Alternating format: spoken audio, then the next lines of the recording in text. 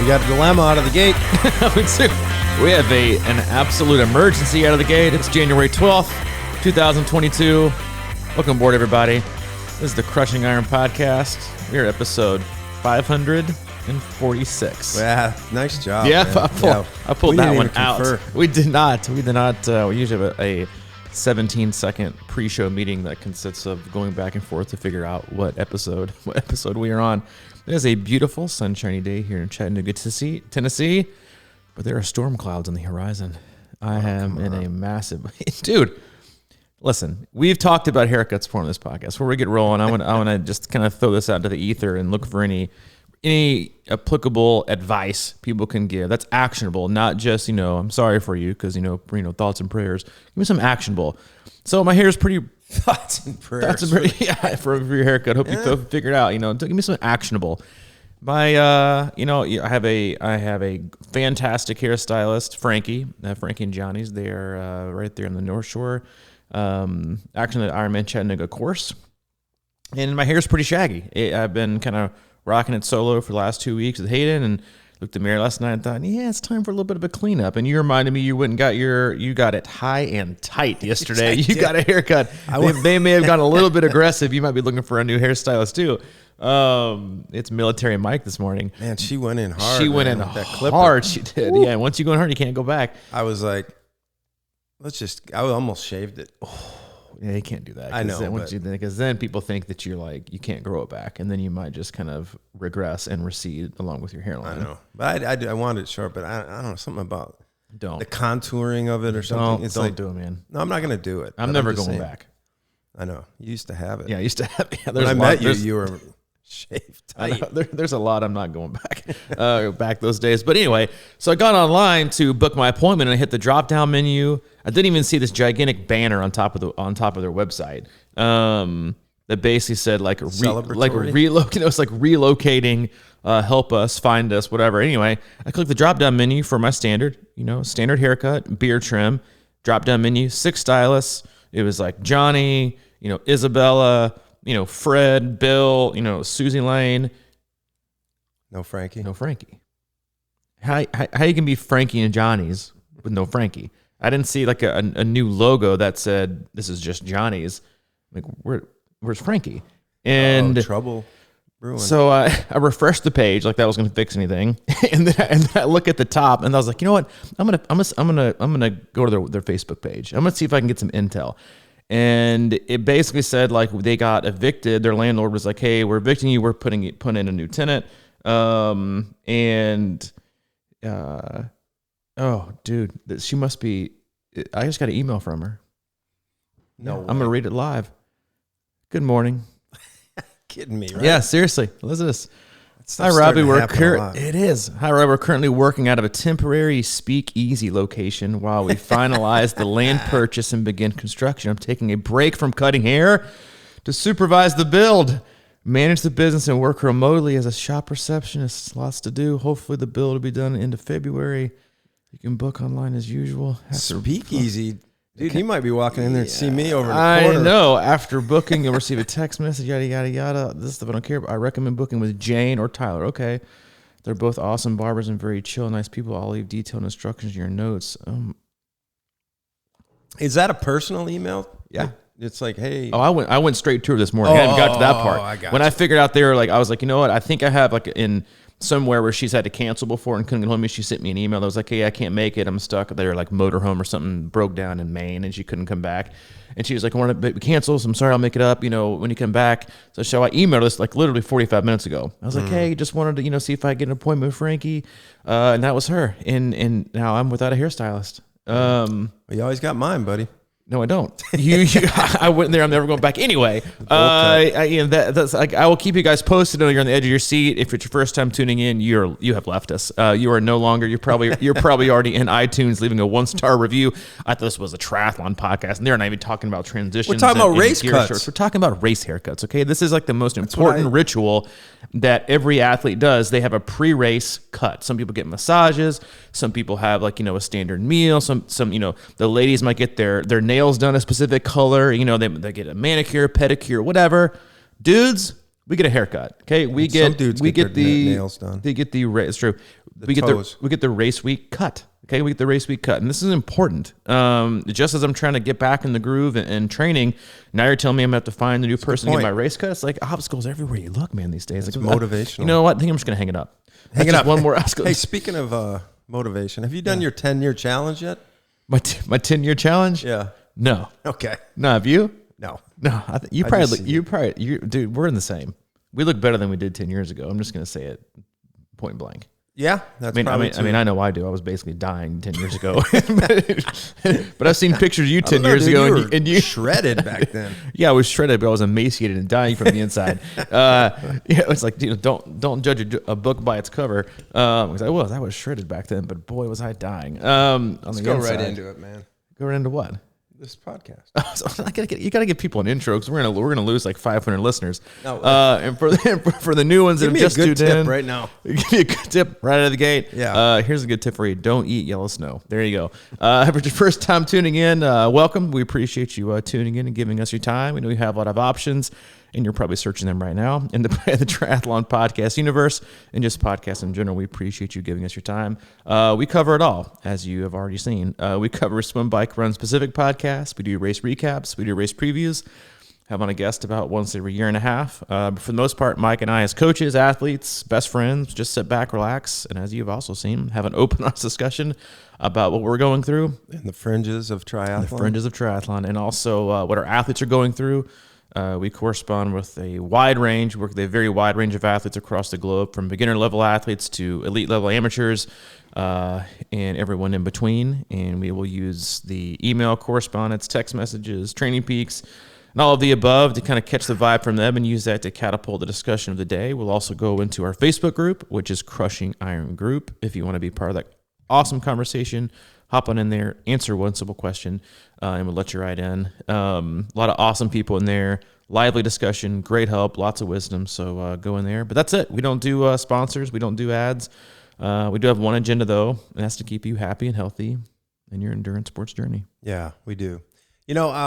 I don't know if this will kick something off, but I've been kind of training a little bit more lately, as I've noticed, to get it back. But this morning I had an interesting thing. I felt pretty decent. I was making some coffee, kind of, put on some 80s dance music, and Maddie was looking at me like, what the hell what are you doing this early? And you had a pep in your step. A little bit. And then I took her for a walk or whatever, but I came back and I thought to myself, I'm going to do some push-ups right now. Okay. It was like just feeling. And then you know what I did? I thought to myself, maybe I'll do them later. And then I went, later. No, you're not. Doing it right now. Do it when you think it. Yep. So I did it, and it was good. But, I mean, I just think that those are, things that happen throughout the day or throughout our training, life and schedule. That's all I got last night. I was just sitting in here doing some work, and I said, I need to go run. And I said, well, no. And I just was wearing like sweats with just regular underwear, and I just went and run. I didn't put on any run gear. Wait a minute. Let's rewind. You ran in regular underwear? Yeah. How long? Like 20-some minutes. But you're flirting with the danger zone right there, because anything over 20, if you start sweating real good, then that could create major problems. Yeah, but I mean, like, you think back to, you're a kid, man. You just did whatever, whenever. Now everything's got to be so specialized, and it didn't even bother me. It's kind of like I don't even half the time wear chamois cream. I just roll, man. You're a different animal. You're born in a different generation. I know. It's a harder generation. No. Oh God, here we go. No, you're on that. I'm Generation X. Yeah, the greatest generation. You're definitely harder than softer. Oh, for sure. But, we gotta. I'm just saying. If you don't have the right, if you don't have your swim cap, get in the pool. No. Yes, this is also true. But what? I had a text exchange earlier, and I was a little dramatic, and I said, you know what? I said, just get an adapt or die. One of the two. And I said that's a little extreme, but you get the point. And what you said is very on point. And for a lot of athletes, we even discussed this, I think, in my weekly email out to athletes this week, was that, isn't it, and I'll lead into what you said because I really liked it, isn't it great that for most of you, the year already hasn't already hasn't gone perfect. That we can just kind of be freed of holding that standard of perfection, and things are going to go just as planned, and things be perfectly organized. I'm getting all my sessions in the exact day. It's like, for a lot of you, that went all to hell the first week of January. Isn't that kind of freeing to be like, you know what? It's already not perfect. So keeping up that standard of perfect, I don't have to worry about it anymore. I'm just going to do the best I can. Yeah. But I did the same thing. Well, and I think there's two different ways people approach things. You have athletes that I affectionately call the perfect Pats, where, and this kind of goes back to the generational thing you said, where everything has to be in order, right? Everything has to be in order, the perfect time, the perfect temperature in the room, the fan has to be, X setting, the trainer's got to be calibrated, this has to be done, this for them to do their work. And if one thing is off, then the whole thing is off, right? It disrupts the whole thing. Or they'll wait. Like you said, I think I'll just wait. And you're like, no, I'm doing it right now. Because here's the problem with not doing it right now, is that the longer I've had a ton of athletes comment and kind of go back and forth with this. Their new goal for them this week was, I got to focus on getting more sessions in before 9 a.m. to start the day. Because if I don't, the day starts to take control of me, and now I'm on the defensive, and now the 45-minute run that I could have done earlier, the shoulda, woulda, coulda 45-minute run, now turns into a 25, maybe 30-minute panic run that I fit in later, stressed out because I should have done it earlier, but I didn't, so I got to fix it. When you had the opportunity to do it now. And I think there is a tremendous amount of power in making specific decisions, whether you think they are great or small, to get it done. I mean, you saw me in here on Monday. I got in a 33-minute trainer ride, okay? But it was purposeful. Mm-hmm. I did what I hate doing, which is put Hayden in front of a laptop to watch Netflix and have a few snacks, but I got it done. And to me, was it the same as an hour and a half ride without Hayden here and doing whatever, I did, but the perfect ride, no. But I felt more, I think, proud of myself for finding a way to get it done versus being like, yeah, well, it's the last day. I can probably make it up later this week and do like, yeah. Listen, you never know what the rest of the week is going to bring. And that's just a problem in life, right? Is we always assume we're going to get an extra day or an extra week or an extra year to defer races and not focus because everything has to be perfect. Well, listen, if you keep waiting for perfect, you're going to be waiting forever. You're going to be waiting until you die, because there is no such thing as perfect. None of it. If you have the thought, the feeling, the motivation, the want to do it right now, then do it right now. Don't wait, because your thoughts, it is very hard in this day and age with as many responsibilities as we have, the demands of life, stress, keeping up with relationships, work, whatever, everything, just in life, to have things line up to where you have a thought like you did, which was, feeling pretty good this morning. Took my dog for a walk. Day's going well. I want to do some push-ups. Nah, I think I just won't. I'll do it later. I'll save it for that scheduled push-up. Exactly, time. Right? Yeah. Well, technically, we're not supposed to do it till 4:30 right after my run. In order to get the greatest anabolic effect and for adaptation, you need to wait. Just shut up and do it. Like, just do it. And now, guess what?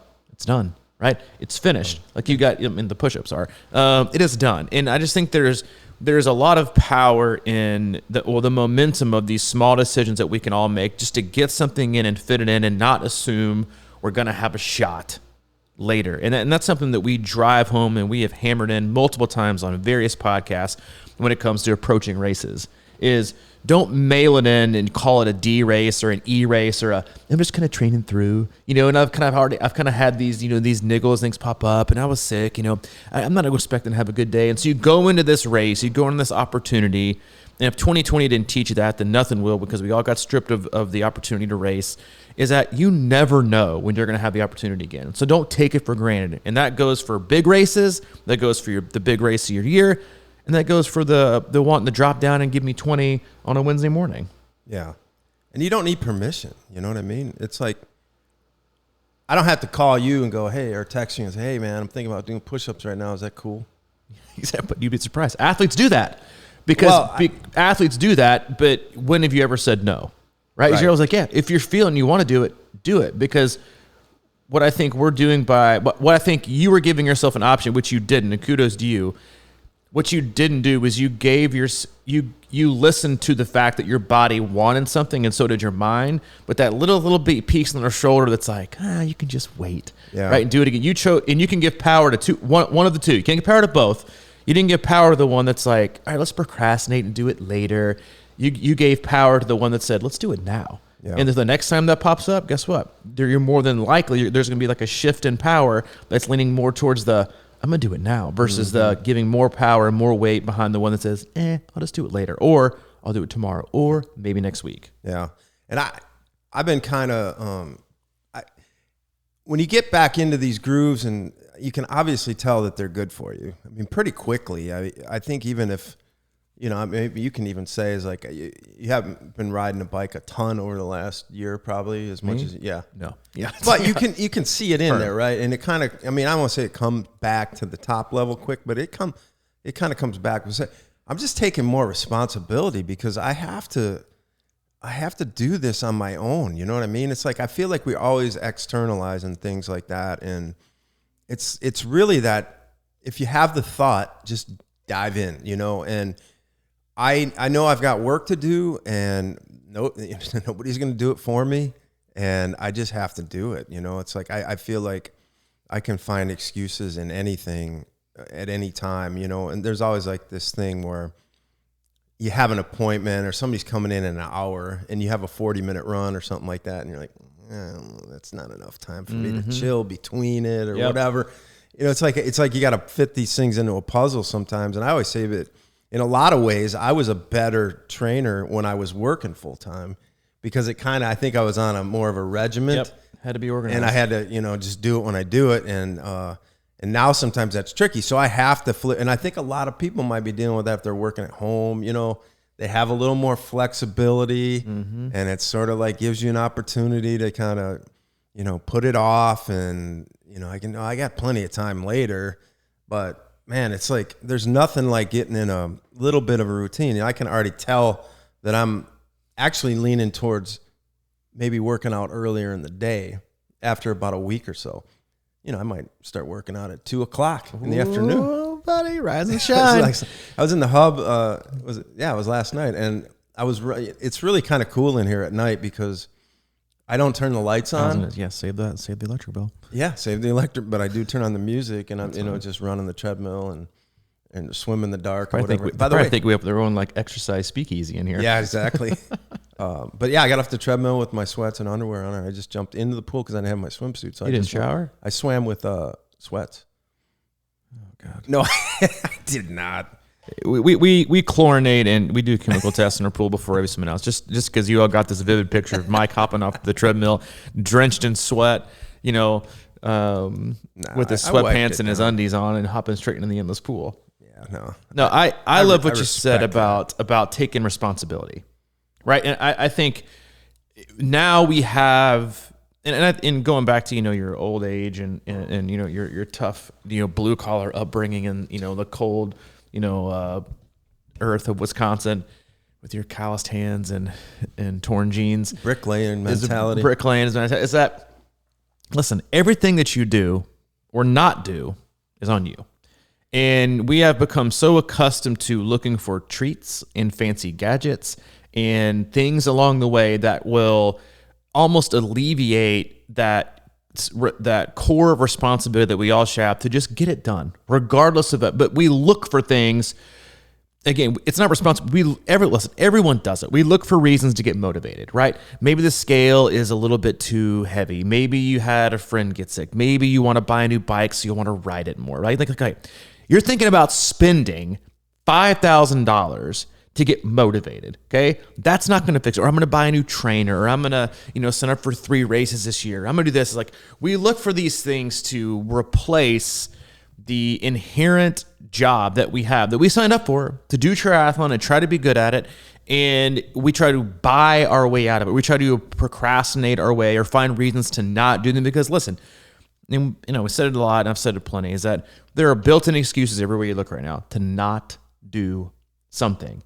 And I went through that on a rant last week, or the pat on the back, whatever you want to call it, is that the responsibility is on you to do the work. And we talk about this a lot with our athletes, is that we can, and that's why also we give all the credit, right? And that's what the coaching is. Like you don't say, I won this race with you. If you make a mistake, you say, we need to do better. But if they do great, you say, you did a great job, right? Because the athlete does the work, right? And when you ask and you kindly demand athletes to, like, if you want to succeed, you have to take the responsibility. No one's going to do it for you. It's not our job to get you off the couch and to push you out the door. It's not our job to remind you at 9 a.m. Hey, you got 2 sessions in the day. Now you've only got 1. Left. What are you going to do? It's like, that's on you, right? It's your journey. It's your time. It's your responsibility. If you want to get it done, get it done. And then when the races happen or, getting these big training blocks, you have this confidence in that because you already know that you can tackle more because you've done the work and you can take responsibility for it. If you haven't taken responsibility for it and you procrastinate, then guess what? It's on you. And that is when, I think the podcast was titled, Prisoner of the Future or whatever on the one we did last week. But that is also when people who take responsibility all the time of what they do, no matter what it is, are never a prisoner of the moment. They're never a prisoner of the future or the past. People who rarely ever take responsibility and then choose to do it for very small spans get very prisoner of the moment in the fact that they feel like they are what they've just done, right? And that was, I think, a quote we had posted in our Christian Guidance group is like, you are what you consistently do, not what you occasionally do, right? And you have athletes that, take off October, November, December, January, and they do a little bit, February, March, kind of, whatever, and they just kind of blasé, and I got plenty of time, I don't need to get back in the pool till April, the season, we're going to swing in, my A race until June, I had pretty good last year, I got a good base of fitness, and then they hammer out 4 weeks, and they finally start to be responsible for their own progress and their own training, whether they're a self-coach or have a coach. And then all they can think about are those 4 weeks. Like, I'm really good. And you're like, wait a minute. No, you're not. Like, guess what? The standard for you over the last 6 months is that you're still likely to not than you are going to do something. And I think that's like going back to what you said about how momentum is created by some very small things. And like, when you're in a great group of training, I can see it in you in other aspects of your life. I'm sure you can see it in me as well. Like when you start to make choices in your day-to-day with your routine, with your work, on making time, you become more focused. And if you're more focused in one area, it always trickles to other areas, right? Same thing goes for, like, I've literally never had anybody, I didn't have anybody come off our December rules and be like, yeah, I was pretty lazy with, eating, I was pretty lazy with working out, but I was real strict on my eating, and I was real strict on my diet, my fueling and drinking. I slept it's never that. It's always all in or all out, right? There is no in between. It's all, I didn't train a lot, and boy, did I eat and drink freely and do whatever. So I kind of feel it all affects the other. And so again, when you choose to start not procrastinating, because one of the things that I frankly drives me to the point of insanity sometimes with certain athletes is like, the day just got away from me. I just didn't make time. Then get better at time management, because the day didn't get away with you. We all know how many hours we have in the day. You made choices before 10 p.m. when you wrote this to not work out. You chose to sleep in. You chose to not pack your bags. You chose to not be proactive. You just assumed that the day was going to go correctly, that everything was going to fall into your lap. And then when it doesn't, it's the day got away from you. Well, guess what?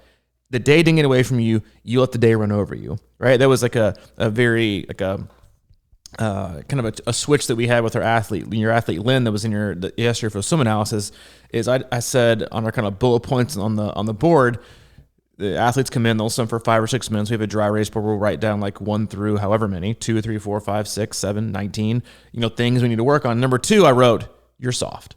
And she didn't like that. She is a very successful, professional, driven. I had a smiley face spot, because it's my version of the emoji. She didn't like that I called her soft. But she was, and she didn't leave soft. But what the shift in the mindset we had was, you have to stop. And we kind of peel back layers of obstacles that she has, and the plus, like, when I get in the open water, if I'm alone, then I feel fine. I'm more comfortable in the open water than in the pool. But when people get in, and when the waves start splashing and the wind picks up, then I go from, kind of doing my thing to I get on the defensive. Then I just go to survival mode, right? And like, oh, you can't do it. You're no longer in charge, right? You're starting off a race in which you want to compete, not being in charge, going in survival mode, and being on the defensive. What you need to do is go on the offensive and practice being in control. And that is also the mentality you have to have when you wake up every day before you go to bed at night is, I'm going to take control of the day, and I'm going to carve out the time that I need you, instead of the same old excuse, which is, the day just got away from me. It rarely ever does it. Like, the days, it doesn't go anywhere. Look, they're all laid out. We all know when they're going to happen. We all know we get 24 hours. Make a plan, stick to it. And if you don't, then just own it and say, I didn't make time for it today. In episodes before, I said, I don't have time for that. Or actually, I do have time. I just chose to make time for other things that I found more important, which is also okay. But if you're a person who struggles with consistency, struggles with ownership, and then finds themselves making excuses down the line in training, the woulda, coulda, shouldas, look back and think, when did I choose to be responsible? When did I choose to not be responsible? When did I choose to be lazy? When did I choose to be proactive? And when did I choose to put things off or do them right now? Because, this some days, I always use this mentality of, or not mentality, but the analogy of, like, back when I used to wait tables. If it was like, it's going to be a slow day, this time, this day last year, we did, a certain number, it's going to be a chill day, and you kind of get in that mentality. And then all of a sudden you get like 3 buses roll up with field trips. And even though you know what to do, you get run over because you're not, same with sports. Like, a team comes in expecting I'll use poor Indianapolis Colts fans, that thought you were going to, clinch a playoff berth because you played the lonely Jacksonville Jaguars and you got the kicked out of you, right? It's all about mentality. You can't just assume you're going to win. You have to go into it the same mentality every single time. Mm. And yeah, Lynn was in yesterday, and she is definitely focused and ready to go. And I mean, the soft thing I think was mainly just directed at the approach to the water. Yeah, and And I totally agree. I mean, I think that's funny actually that people are in triathlon, and if you tell anybody outside of triathlon, they'd be like, "Oh, you're a badass," or this and that, and then.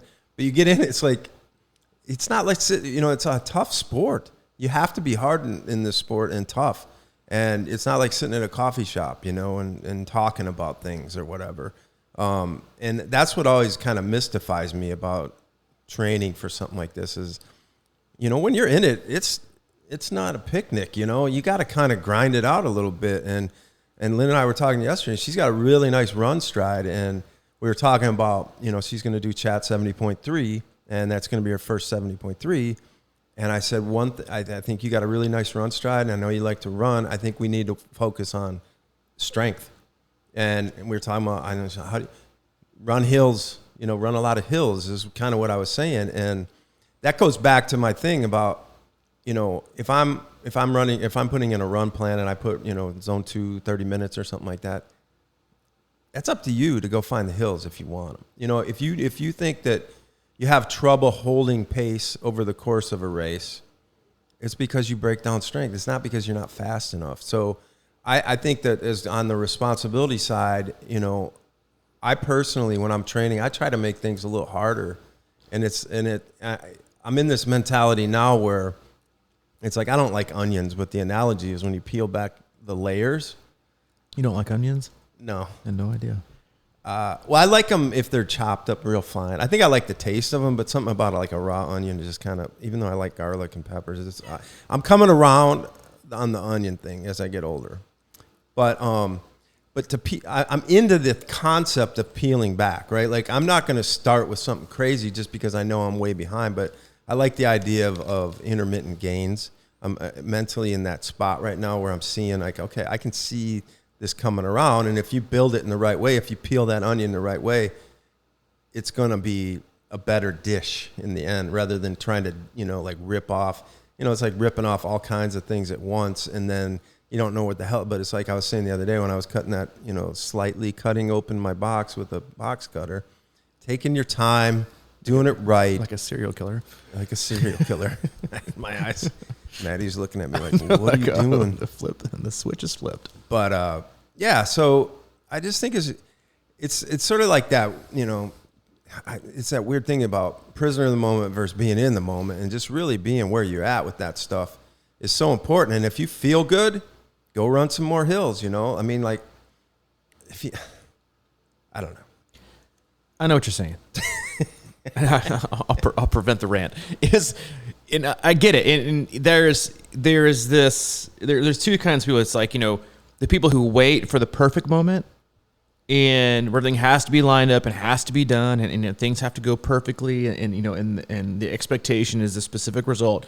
And then there are the type of people who just do it feel right in the moment. Right. And that could be listen, I've never said, athletes, they might run. You have to be careful, I think, with some of the things, like especially with running. But if an athlete's like, hey, I went out to ride 2 hours and, I got lost and just having a good time on the trails, it's I end up riding 3. Good. Sounds like a good time. It's like, sounds like a good time. You're not, oh my God. The intended training stress score today. The integrity of the workout was blown, and we're 2 weeks into our first block, and we have already exploded it, and now we're not. How are we going to find our way back to the specific adaptation cycle we have to continue on to peak for this race in May? It's destroyed. We must start over. And the today's intended training stress score was 48.5, and you went 65. Oh, we are going to have to change the next month. It's like, thank you for having fun, and thank you for listening. Because guess what?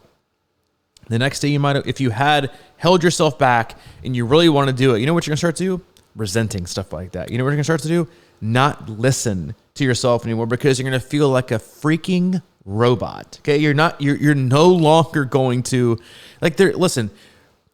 we have become, this is a societal thing too. It's not just triathlon, but as athletes, we have become overly structured and refined to the point where it's removing so much of the flexibility and the fun. Yes, do you need structure and guidelines and a general kind of outline for the week to be successful? Yeah, because you need to know what to do. But you also need to have the freedom to do what you want to do. Because that's why we didn't get signed up. We didn't sign up for the sport to get bossed around. Right? Or to fit into a rigid schedule that we have no say.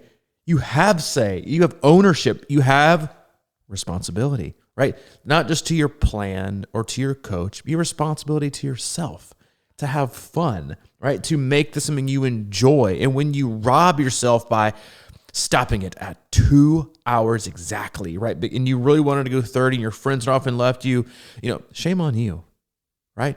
Enjoy, because guess what? Those friends might not be around next week or next month, or they might go do something else. They might quit the sport altogether. It's like you have to embrace the opportunities when they arrive. You have to go with your gut, right? If your gut says, do more because it feels good today, then do more. If your gut also says, I really want to do more, but man, I'm kind of feeling it, I'm probably just going to call it a day. Still a win, right? Because what you're now going to do is you're going to open up an opportunity in 3 to 4 to 5 days to be like, hey, I feel pretty good again. Maybe I can do this. And this is, and listen, there is a time of year, or not time of year. There is a specific point in your training to where you need to be a little bit more careful, right? With how exact you are with the intensity and the duration of things. It's not right now. It's not right now. It is those last 4 to 8 to 9 weeks, depending on the athlete, depending on the race and its duration and distance. Because a few things. One, the intensity is probably going to be higher. You're going to be more fatigued because your training volume is going to be higher. The demand of what you're doing is going to be higher. You're getting closer to the race day where you can't have as many mistakes pop up. You have to be just really, really careful with what you're doing. But beyond that, have some fun, right? Be flexible. Do it. And that's the thing. That you think, well, we'll go back and be flexible means it doesn't mean don't do it right now, right? Don't do it later at 5 o'clock, right? It's not, well, you said be flexible. I have thought about, waking up and working at 9. But I was like, yeah, you said be flexible. So do it, do it at 5. Be flexible as in be flexible in getting it done, not moving it around to where I'm just not going to do it, right? And that's something I harped on with our athletes on this last week's Zoom call was, if you miss a session, move it. Like, just move on. Don't move it, right? Because it always happens. I have specific athletes that on Wednesday I go in and I'm like, I didn't put 2 runs, 2 swims, and a ride on Wednesday. Then you look back and they had like nothing done on Monday, nothing done on Tuesday, but I'm going to make all these up the rest of the week. Now you're just, you couldn't do, because for whatever reason, we couldn't make time. We couldn't make time for the spread out over 7 days. So now you're expecting to get 7 days worth of work shoved into 5. No, just skip it and move on, right? There's like no week is perfect. No week is perfect. No training block is perfect. No year is perfect. Nothing is perfect. Frankly, the only person that expects perfection is you, right? No one else expects anything else to be perfect. Be flexible, but also take responsibility in what you're doing in your own journey. Many times people just find even excuses within the journey to blame it on conditions or other factors in life, or, this is my race in September and, I had a niggle back in February, I missed about 3 to 4 weeks of training, and I'm essentially like, have a mindset of just be in the moment, right? And just get it done, see carpe diem, whatever you say, seize the day, figure it out, take responsibility for it and own it. And if you, and at the same time, like going back to what we were talking about going a little bit over sometimes, is that's also ownership, right? Is being like, you know what, I went a little bit over today, and I'll see this frequently in athletes, like as we get to like warmer part of the year, people go a little bit longer riding outside, is they'll go for a little bit longer, on a Saturday, maybe it's 2.5 hours, they go 3.5, and then the next day on their longer, when I look back, they didn't go an hour and a half, they went like an hour and 15, an hour and 20. Why? Because they're smart, right? Because they overdid it the day before. They're like, all right, I'm still going to get it done. I'm happy.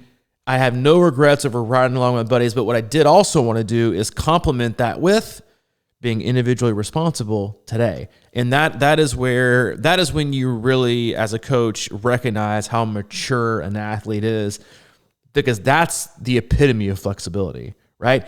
It's not perfect adherence and structure. It's listening to your body and understanding what's best for you. And then the next day, as an individual, solo, by yourself, but I got to get 130 to be green or to be compliant. It's not about compliance. It's about consistency. And if that allows you to be consistent, but also stay flexible, then good on you. Yeah, it's definitely not about compliance. No, I mean, it's like, but I love what you said there, that just adjusting, because that hour and a half on the bike or whatever, that matters, so how does it fit into the big picture? And what's the goal of all this? Is to feel good, and be healthy. So what is that? It's like we have to understand what that takes in the long term, and things fit together. And, because always when I start training, I'm like, all right, here we go, podium. You start doing that, man. And you go high, right? Yeah, it's like, but what, like you always talk about, you don't know who's showing up that day. You don't know what the conditions are going to be, all this kind of stuff. And you start getting tri-calc in your head and all this kind of crap. And man, there's just so much more power in doing what it takes to feel good. Because I mean, like I always say, sooner or later, the most important thing in your life is going to be your health. And that's why we do it, and a lot of people, like, they have been posting those 10-year journeys, and before they were doing triathlon, and now that they are, and they are clearly in a better space, at least visually. Mm-hmm. But I think there is something to be said for that, right? Yeah, you can kind of like, all right, I'm looking better, but are you feeling better? How do you get that? I mean, how do you get all the pieces in the puzzle together? And that isn't about, like you're, talking about just emaciating yourself or really like going overboard and just for the picture. How do you feel? How do you feel? You got to check all the boxes, right? Mentally, emotionally, physically. If you're a spiritual person, spiritually, like you have to check all the boxes. 100%. You can't just, and that's like I always, it's because body image stuff is such a sensitive subject. Is like you can see someone that can be very, very, very, very skinny, and you assume that they're in shape and healthy, right? And that's not the case, right? Like there's so many things that go into checking all the boxes of being healthy, right? It's not just, can you run a 5-minute mile, or can you bike 100 miles, or how much you weigh, or what kind of diet you have. It's like that's you have to check mentally, emotionally, physically, and like I said, if you're a spiritual person, spiritually, to feel like you're totally healthy. Because if just one part of it is off, right? And to me, it's the mental and emotional piece. You could be physically healthy, and a lot of people use like their mental and emotional unhealthiness, that's even a word, and they use that to drive compensate. And compensate for their physical, like the training and the fitness, and it gives them but you, at the end of the day, what are you left with, right? Because if you look at all the hours you might spend on training and devote to that, and into racing, and you look back to all the other hours a day that you're sad, right, and grumpy or depressed or anxious, it's like it's about, be selfish with what makes you happy, with what makes you healthy. And again, that is across the board, right? And this was something I mentioned in the weekly email I sent out. I was, all gung-ho. We came in here to the podcast last Wednesday or whatever. Hayden was back in school. I was chomping at the bit. I was like, I'm back in training. Here we go. Things are going as planned. Wednesday, boom, back in school, rocking it. Thursday, back in school, boom, rocking it. Thursday night, closed school till Tuesday. Oh my God. Back to solo parenting, trying to figure things out. And my first thought was, oh, here we go, and that same mentality that I consistently preach not to have. And then I was like, all right, okay, what's the worst thing that happened here? And then as I look back on it after, on Tuesday, he went back to school Tuesday. I mean, I'll be honest with you, I fucking rocked it the last 2 weeks as a parent, in a lot of ways. And when I was kind of like checking the boxes of things that like I have to do versus things that I kind of want to do, I nailed all the things that I had to do. It was just the stuff that I kind of wanted to do that didn't happen. Right. It's like, so Friday I didn't get, any training in at all, but I went and took Hayden ice skating. And quick funny story. How'd that go, by the way? I was just about to say funny story.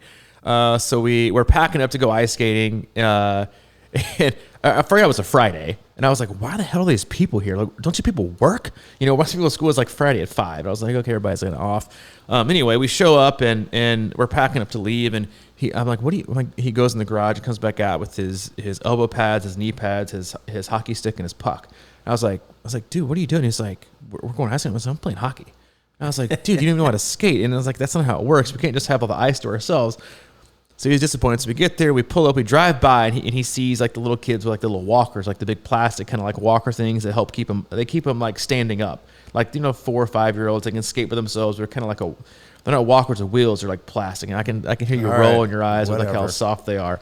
And Jesus, man. And he rolls up, and he goes, I'm not having those. Those are for babies. Yeah. And I said, oh, don't yam yet. And I said, Okay. I said those are for babies. I said, are you sure? I said, these kids have never skated before in their life. They probably need them so they can practice to get to where they can skate. He goes, nah, they're for babies. And I was like, all right. In my back of my mind, I'm thinking, like, Dad might need a walker. I haven't skated in forever. And No so kidding. So we get in there, and it takes us about 8 tries to get us right. So it takes about 30 minutes to get him laced up, and finally get back out there. He takes one step on the ice. Bites it. I mean, bites it. And he looks at me and goes, I think I'll take that walker. I said, I bet you will. So we walk back in there, we get $2. We're like, I'll give him the walker and get out there. And he hops on it. And meanwhile, in my head, I'm thinking, thank God you got this walker. So I'm like, he was using it, and I'm gripping the back, and we're like skating around. I'm looking like a pro. I'm like skating. I'm like not having to balance or anything. We're flying around. The rink. I'm like, man, I look like a freaking NHL hockey player right now. And then he's like, all right, I'm ready to ditch the walker. I'm like, what do you mean ready to ditch the walker? I was like, I want to be like, Dad's not ready to ditch the walker. Yeah. He's like, yeah. He's like, I'm just gonna hold on to your hand and we'll skate around. I'm like, whoa. Like, I didn't sign up for this. And so anyway, we did that, and we went slowly, but we stayed along the edge, and he did pretty good. He ditched the walker after a while, and then the funny thing was, he said, I want to do it by myself. I said, all right, and he bite it. Try to get up, boom, right back down. Try to get up, boom, right back down. Try to get up, boom, right back down. And he is really good at a lot of things, but one thing he is great at is he does not complain and give up. He just keeps going after it over. And sometimes it's nauseating. So I'm like, all right, just stop. Like, why don't you just give up? But he will just keep at it after. But no. So we did it on Friday. So when I look back on like the week that was, we always tend to focus on what we didn't do, right? Or what we didn't accomplish. But I was able to look back and think, you know what? We accomplished a lot. We watched a lot of football. We played, we played soccer, we did a whole lot of things. And it was fun. And I can get back on the train, this week. And I think it's a reminder for all of us to, what would have made me, like what makes us happy, right? In life is like doing things, with our kids or whatever it is, whatever makes you happy, and how you can.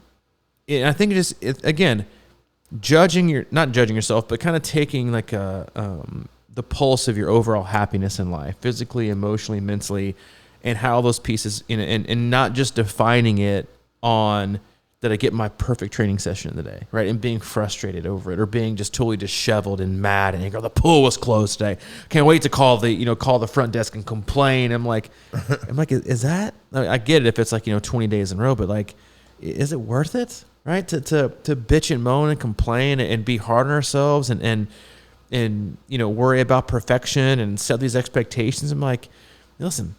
We do the same thing with our podcast. If you haven't noticed, the last 5 years, we set the bar low, right? So we set the bar low, and we just show up, right? Show up, enjoy, do the best we can, be flexible. Monday, Thursday, Wednesday, Friday, whatever. As long as we get it done, we get it done, right? Yeah. And I think you mentioned this last cast, which was like if we'd have said has to be every Monday and Thursday, has to be at 10 o'clock, like we really tried to do for a good while, to finally we're like, if we want to make this last, we got to be flexible. Like even yesterday, I looked at you, I was like, you can't be cast tomorrow?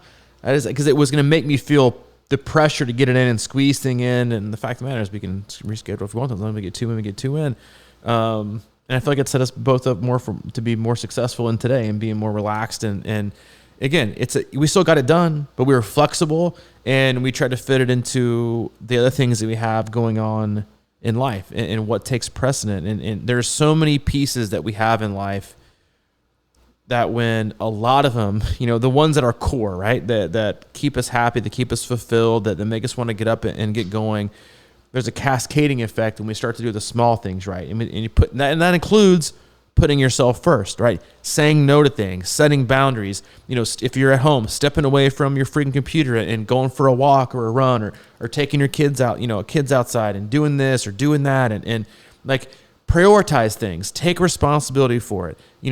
Say no, or maybe not say no, like we said the other day, is like, choose to say yes to certain things and just freely say no to everything else. It's like prioritize, have the boundaries, and choose to do things that make you successful. Because if you continue to wait and wait and wait, listen, life is never going to line up.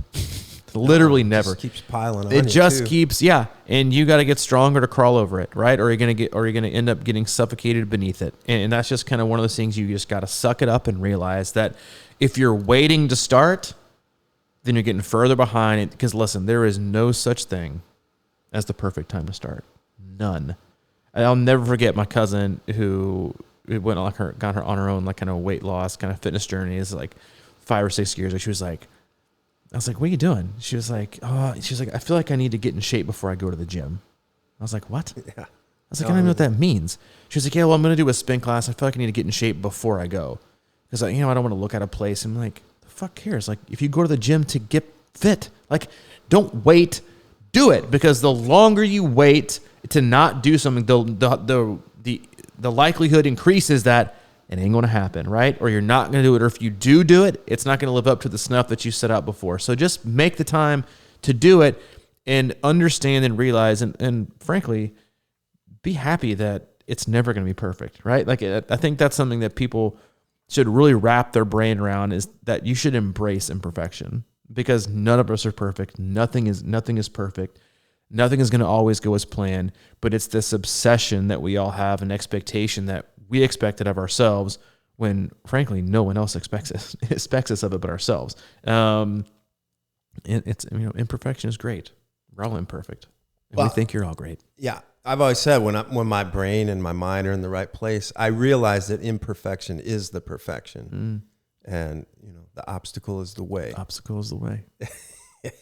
But for real, when things are going weird, like if everything was just always perfect and went the way we wanted it, it would be so boring. This, the whole thing about life is there's going to be challenges probably on the daily. And look, I'm not saying I have this down.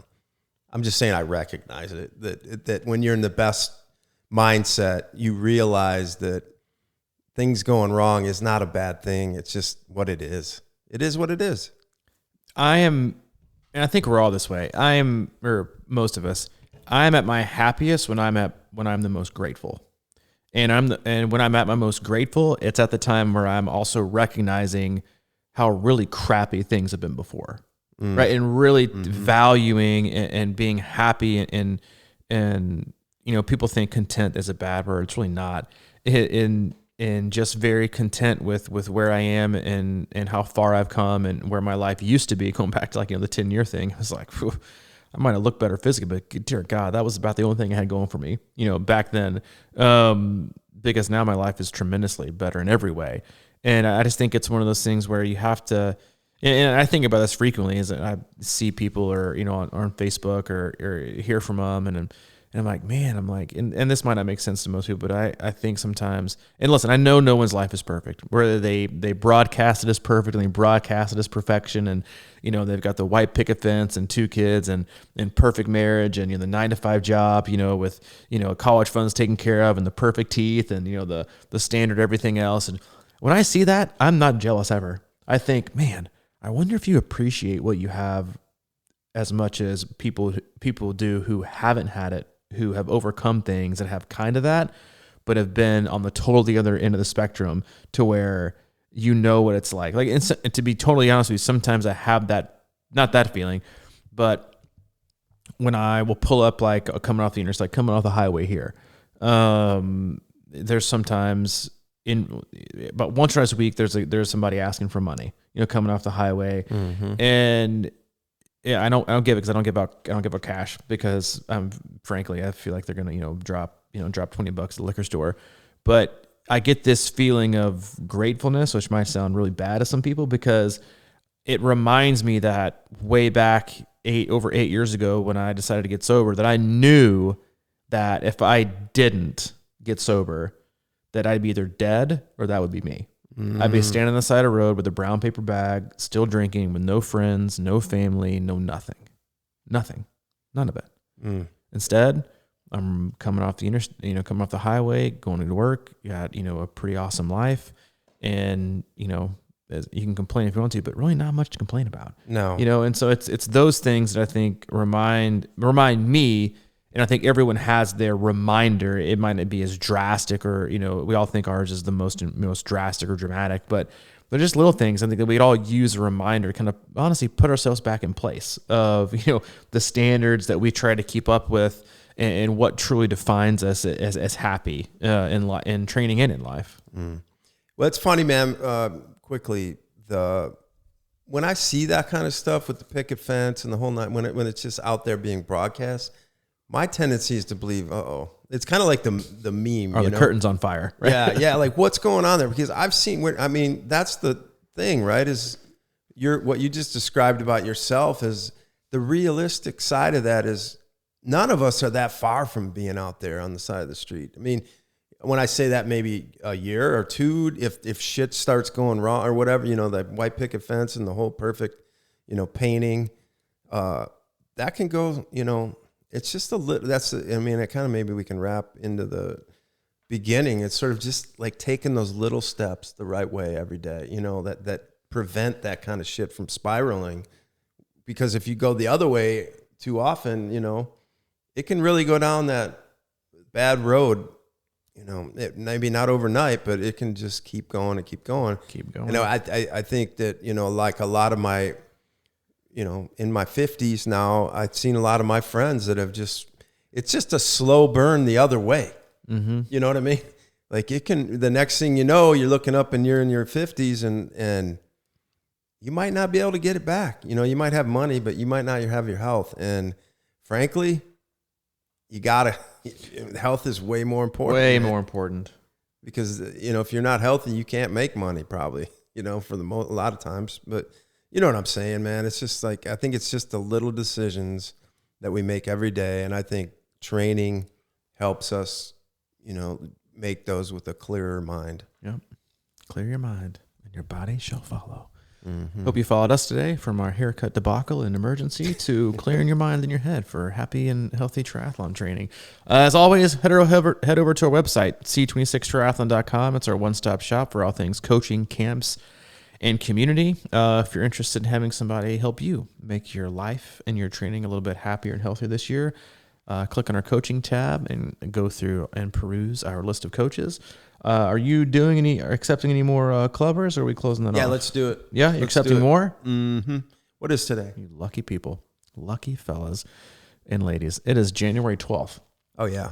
Yeah, let's go a little bit. I mean, I think people may hear this and go, "Man, I need to get my." Yeah, a lot of people click on the club December off of everything. Yeah, and I'll just start putting your workouts in there. We'll do a little communication to get things going, and we'll do what I can. He'll do what you can. He'll do it well. We also have our camp. Yeah, it's actually, but he'll do it well. But the responsibility is on you. We also have camps listed on there. As you can always follow us on Instagram too, C26_triathlon, and you can get a hold of Mike if you have any questions. He is at crushingiron@gmail.com. And if you have any questions for me specifically, you can get in hold of me at C26coach@gmail.com. I feel like with shorter hair, oxygen gets to my brain easier. Is that easier? Bullshit. All right, man. I'll see you later. All right, see you.